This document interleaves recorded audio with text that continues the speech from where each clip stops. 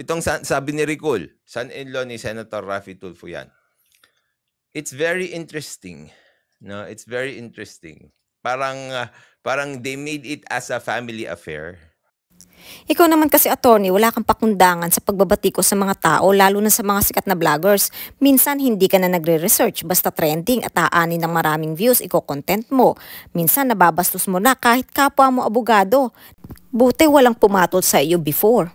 Kaso hindi sa lahat ng pagkakataon makakaligtas ka. Natatandaan mo ba itong sinabi mo na ito?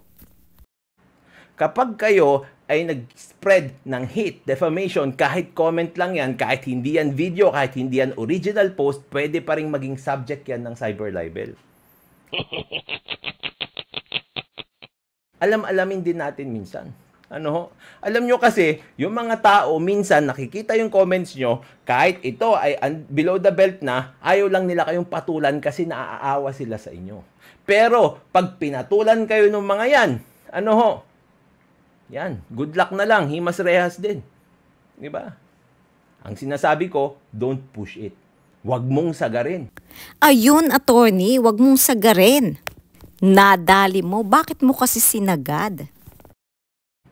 Kung sinasagad mo yan, darating ang pagkakataon na may taong papatol sa'yo. Kasi iisipin niya, kapatol-patol ka. O paano ngayon, attorney? Pinatulan ka. Sinagad mo kasi, you push it, so good luck na lang. Ikaw ang nagsabi niyan, di ba yan? Inulit ko lang. Then, let's go. Let's do this. Okay?